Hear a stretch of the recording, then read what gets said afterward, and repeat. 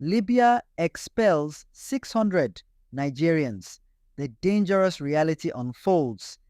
Hey fam, we need to talk about a serious crisis happening in Libya right now, something the media isn't talking about enough. Over 600 Nigerian migrants have just been forcibly expelled from Libya, pushed into the deserts, and left stranded in Niger. Imagine working hard in a foreign country, just trying to survive, and one day you're rounded up, thrown into trucks, and dumped in the middle of the Sahara Desert with nothing. No food, no water, no home. How did this happen? Many of these migrants traveled to Libya for work. Some were employed in construction, farming, and retail, while others were trying to make their way to Europe in search of a better life. But instead of opportunities, they've faced harsh crackdowns from Libyan authorities who have been carrying out mass deportations. But here's the real issue. Libya has a long history of deporting foreign workers, but this time it's on a much larger scale.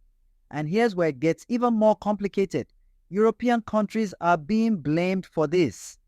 Yep, you heard that right.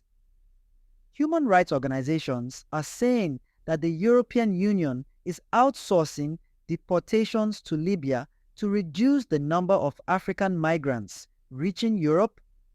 Instead of offering help, they are turning a blind eye to the suffering of thousands. Now, let's talk about the horrifying journey these migrants are being forced to take. The Sahara Desert is one of the deadliest places on earth, and being expelled in the middle of it without resources is almost a death sentence. The nights are freezing cold, and the days are blistering hot. Many of these migrants were crammed into overcrowded trucks, barely able to breathe.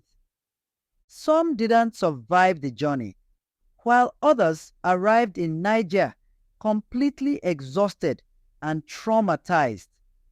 Can you even imagine being forced to leave your home only to be thrown into a nightmare like this? The big question: who's responsible? Is this Libya's right to deport illegal migrants, or is it a humanitarian crisis that demands global attention? Should the United Nations, the African Union, or even European leaders step in? Or will this keep happening in silence while more lives are lost? Let's talk about this, fam. Drop your thoughts in the comments. Should Africa stand up for its own people? Should European countries take responsibility for their role in this? I want to hear from you. Don't forget to like, share, and subscribe to stay updated on the real stories that matter. The world needs to hear this.